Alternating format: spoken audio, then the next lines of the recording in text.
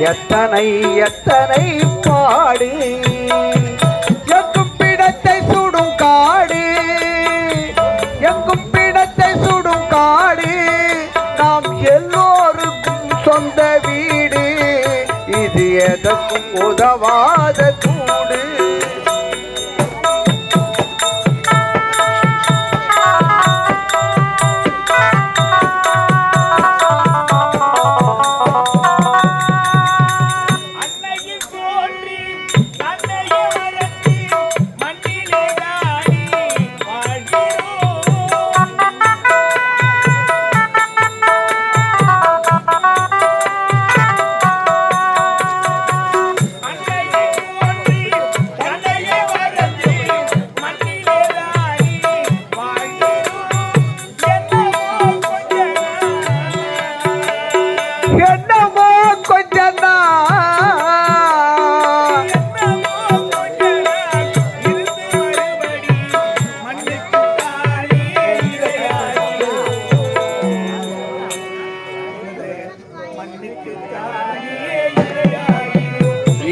எதற்கும் உதவாத கூடு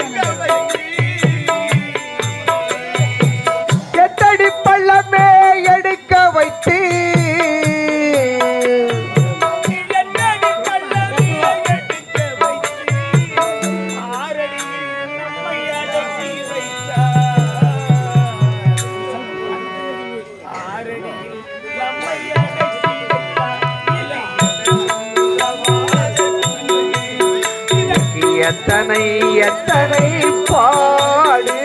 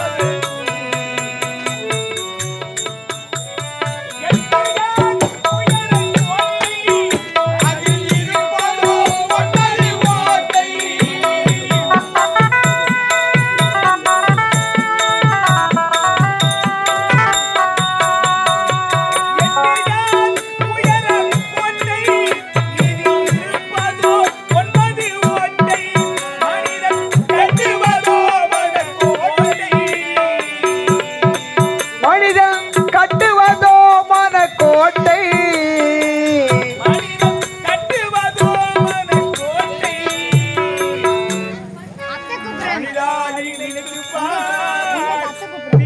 விளையாட்டை மனிதா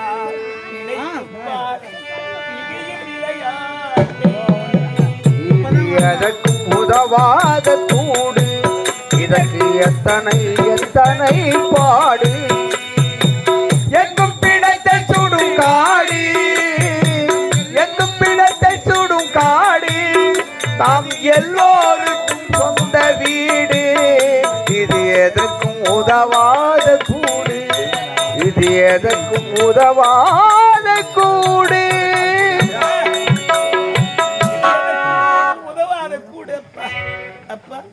இறந்து போன மீனுக்கு கூட கருவாடாக வீட்டிலே இடம் உண்டு.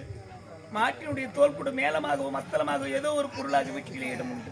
ஆனால் வாழும் காலையில் எத்தனை பேர் எப்படி சொல்லி அடித்தாலும் ஐயா துரை சாமி என்று எப்படி எல்லாம் பன்மொழியிலே அடித்தாலும் இறந்த பிறகு பணத்தை தூக்குங்கன்னு தான் சொல்லுவாங்க.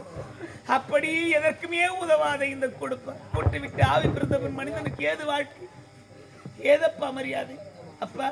அப்படி நிலையில்லாத வாழ்க்கையை வாழ்ந்து கொண்டிருக்கிறான் இந்த மனிதன். அப்பா எனக்கு பயமா இருக்குப்பா. எனக்கு கடைசியா ஒரே ஒரு ஆசை இருக்குப்பா. ஆமாப்பா, தவம் இருந்து பெற்றெடுத்தேன் மகனே. எதற்காக? நான் இருந்த பிறகு எனக்கு கொல்லி வைக்க ஒரு மகன் வேண்டும் என்பதற்காகத்தான் உன்னை பெற்றெடுத்தேன் என்று நீ வரைக்கும் கேட்டிருக்கிறேன். ஆனா அந்த நிலைமை எல்லாம் மாறி இப்போது இந்த மகனுக்கு நீங்கள் கொல்லி வைக்க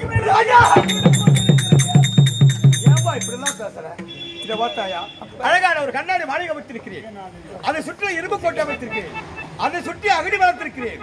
இதற்குள்ளே நாம் இருவரும் இருக்கிறோம். நாம் இந்த இரவு முழுவதும் உன்னை பாதுகாத்து விட்டால் உனக்கு மரணம் என்பது வராது. நிச்சயம் ஆகட்டும் ஆகட்டும்.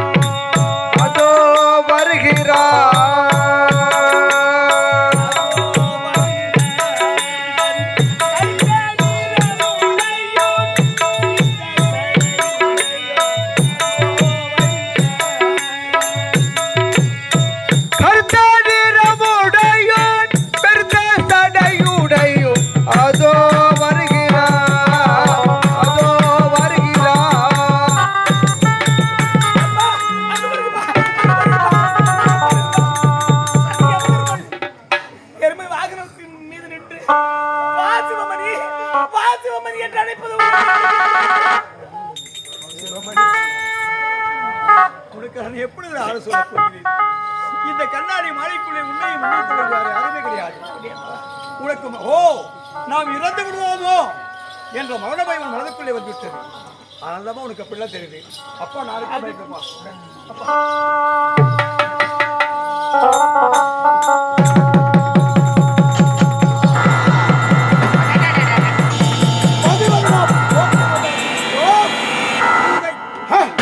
கோட்டைக்குள் நெருங்கலாம் என்று பார்த்தால் அகிலி என்னது இந்த கோட்டையின் அருகாமையில் நெருங்க வேண்டும் என்றால் அக்னி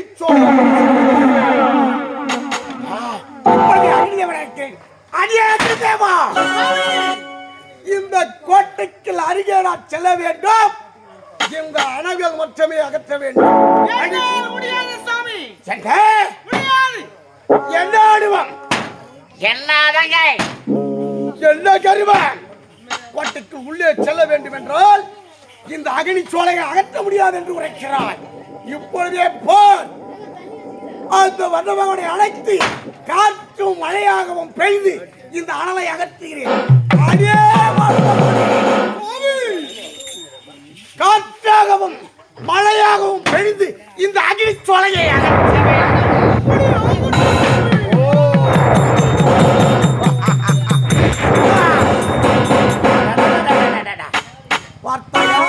அகிழ்ச்சோலைகள் அனைத்தும் அகன்று விட்டது.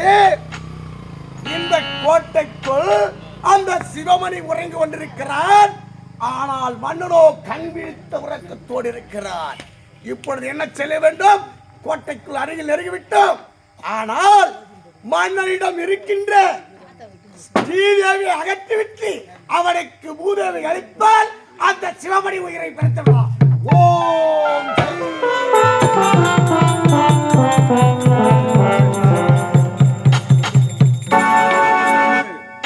சபாஷ். அடடடடா.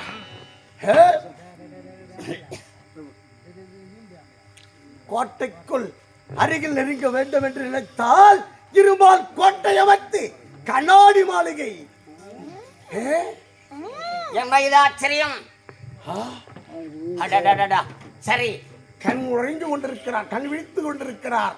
மன்னர், இப்பொழுதே அழைக்கிறேன். அவரை ஸ்ரீதேவி அகற்றி மூதேவி அழைக்கிறேன். சரி. ஓ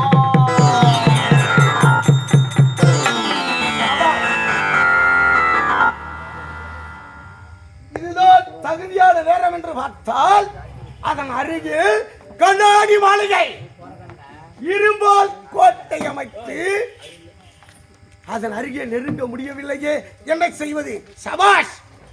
அதோ பெருகிறது பார் ஒரு டோரை, சாவி நுழையக்கூடிய ஒரு டோரை. அந்த டோரையின் வழியாக சென்றால் அந்த சிவமணி உயிரை கவர வேண்டும் என்றால் இதோ என் பாசக்கயத்தினால் நாகமாக உடிபடுத்தி அந்த சிவமணி உயிரை கவருகிறேன்.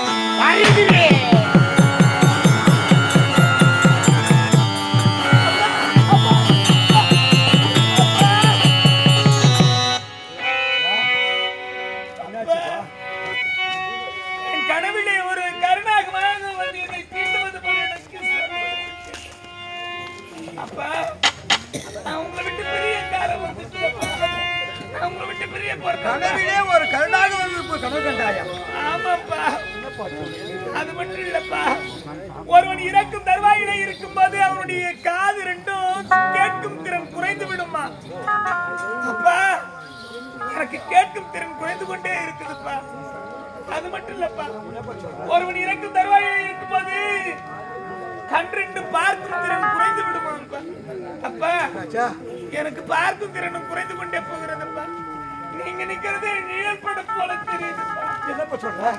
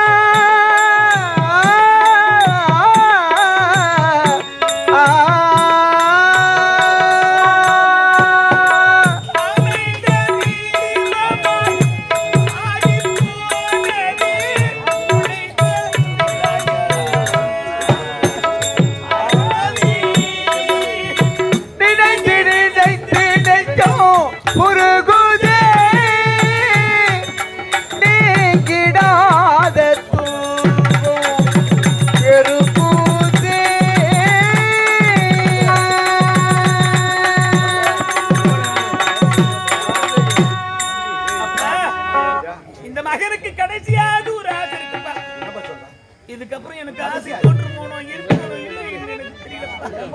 இருக்கும் இந்த ஒரு நொடிதான் எனக்கு சொந்தமா இருந்தது. அதனால உங்களுக்கு பெரிய ஒரு ஆசைப்பா. இந்த மகனுடைய ஆசையை தீர்த்து வைக்கிறீங்களா? உனக்கு என்ன போவேன்? நீ ஏன்பா இப்படிலாம் நீ பேசுற? அப்பா பேசும்போது எனக்கு பயமா இருக்குப்பா. இந்த மடி மீது தாய் வைத்து சிறிது நேரம் கண்ணுறங்க வேண்டும் என்று. என் மனைவிதா? ஆமாம் பார்த்துட்டப்பா.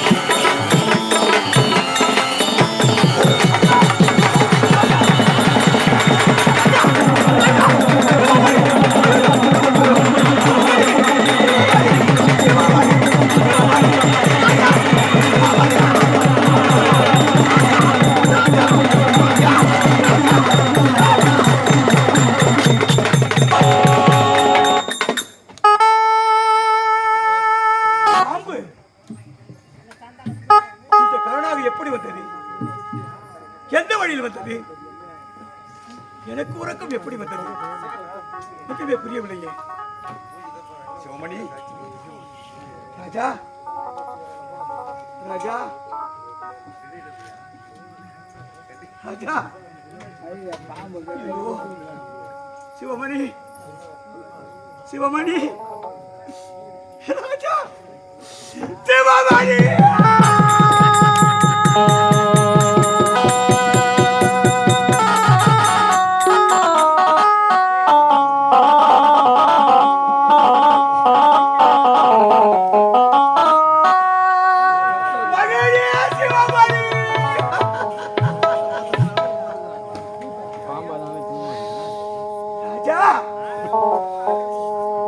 கண்ணாடி மாளிகை, அதை சுற்றி இரும்பு கோட்டை, அதை சுற்றிலும் அகழி வளர்த்தவனை பாதுகாத்தேனே. இந்த கருணாக எப்படி வந்தது? கடைசியில் என்னை விட்டு பிறந்து விட்டாயே ராஜா.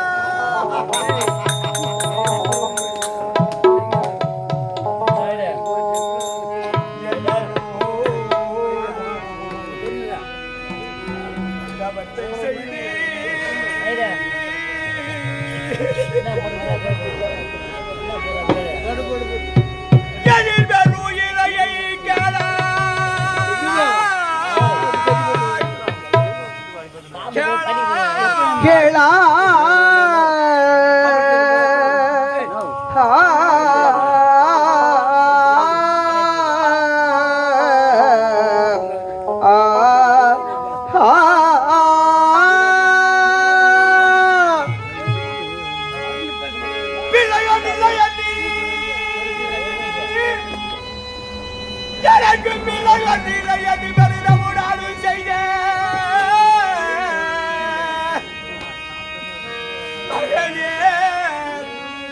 சிவமணி, சிவமணி,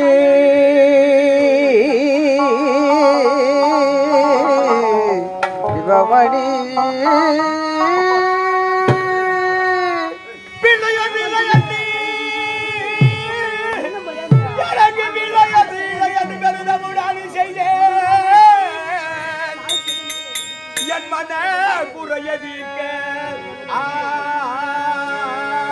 வந்துதித்திர மகனே, என் மனக்குறையை தீர்க்க வந்து உதித்திட்ட மகனே சிவமணி. சிவமணி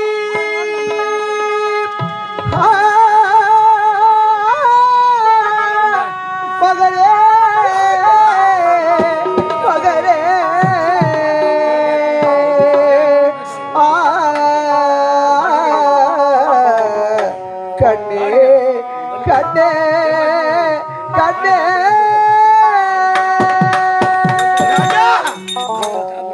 என்ன விதித்தானோ என்ன விதித்தானோ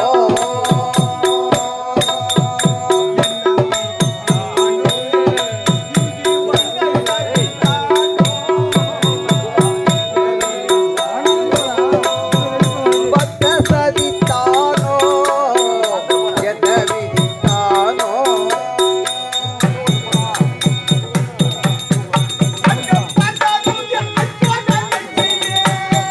என் செல்வே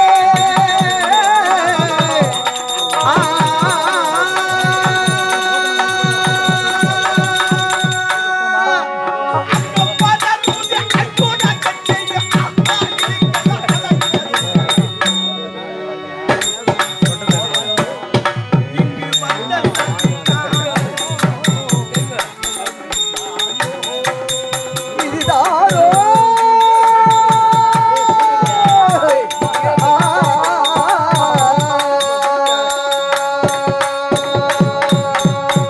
வா ராஜா 21 ஆண்டுகாலமாக முத்துச்சந்திரன் வெளியிடமான வேதனோடு இருந்தேனே சிவனுடைய அருளாற்பதை உனக்கு சிவமணி பெருமை தேடி நீ என்ன பாவம் செய்தாய் சின்னத்தில் உறுதியாக இருக்கும்போது தாயோடு விழுந்து பார்க்காத பாவி ஆச்சடாய் பெற்ற மகன் அனாதையாக போய்விடக் கூடாது என்பதற்காக வளர்த்தேனே கடைசி என்னை விட்டு போய்விட்ட ராஜா நம்பி இருந்தேன்டா நம்பி இருந்தேனடா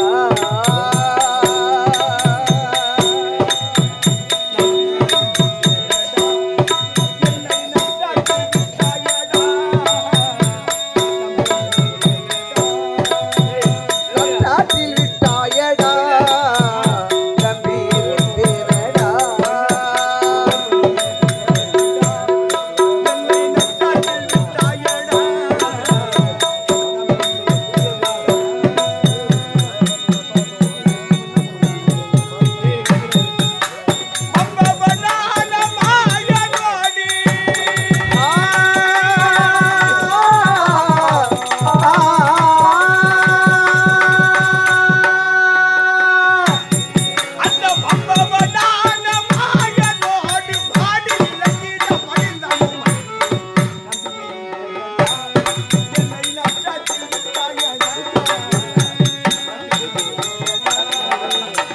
மகனே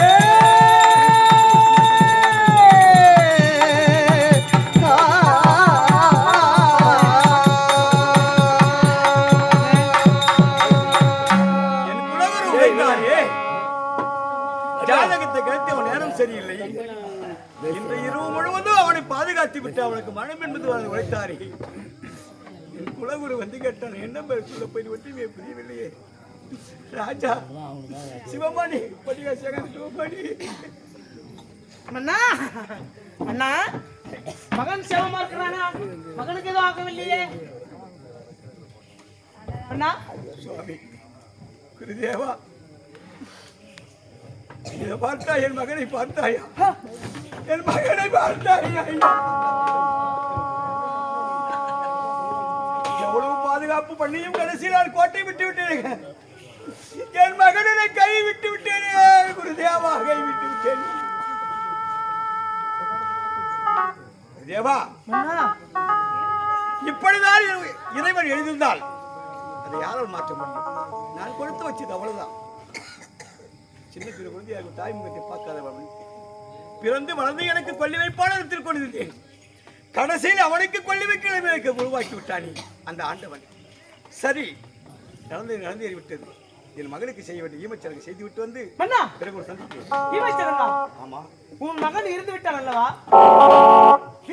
ஒருத்தன் திருமணம் ஆகாமல் இருந்து விட்டால் அவனுக்கு சொர்க்கத்தில் இடம் கிடையாது அப்படி திருமணம் ஆகி குழந்தை பாக்கியம் இல்லாமல் இருந்தால் சுவாமி ஒருவன் திருமணமே ஆகாமல் இறந்து விட்டால் அவனுக்கு சொர்க்கப்பதி கிடையாது சரி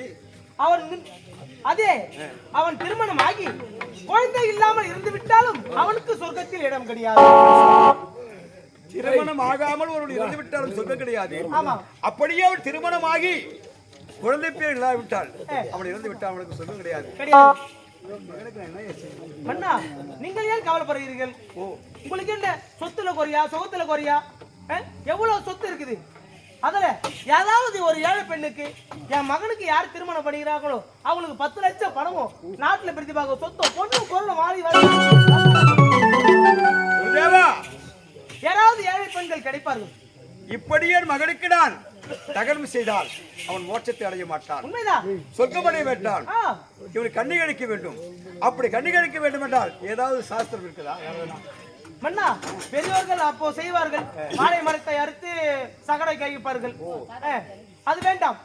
அப்படி என்றால் என் மகனுக்கு திருமணம் செய்ய வேண்டும். ஆமா. என் மகன் மோட்சப்பத வேண்டும் என்றால் யாராவது ஒருவருக்கு அவன் புண்ணிய செய்தாக இருக்க வேண்டும். ஆமா. அப்படி என்றால்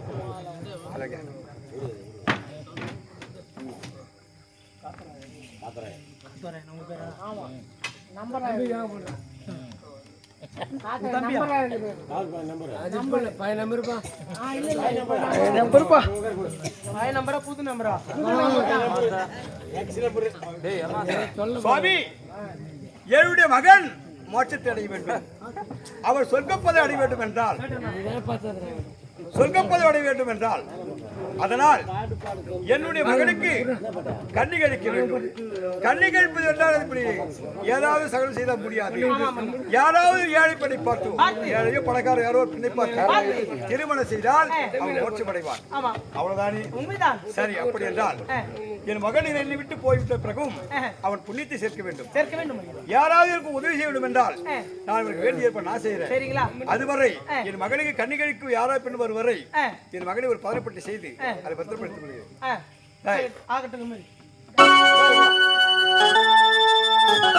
என் மகனுக்கு கண்ணி கழிக்க வேண்டும். அதனால் நீ தண்டோர மூலியமாக இதனால் தெரிவிப்பது என்னவென்றால் இந்த மதிவதிராவிட நாட்டு ஆளக்கூடிய மன்னருடைய மகன் சிவமணி இறந்த பிணமாக கிடக்கிறான். அவருக்கு யாராவது பெண் கொடுக்க முன் வந்தால் இந்த நாட்டில் பெரும்பாக சொத்தையும் ரொக்கப்பணமாக 10 லட்சமும் வேண்டிய பொன்பொருளும் மன்னர் கொடுக்க தயாராக காத்துக் கொள்ள தண்டம் தெரிவிக்க வேண்டும். அதுவரை என் மகனை ஒரு பதவிப்பட்டு செய்து அதை பத்திரப்படுத்தி வைக்கும்.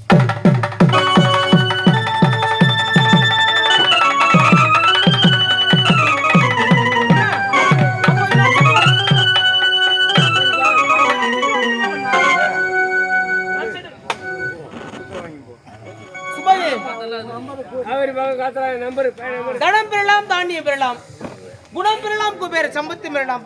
அப்படி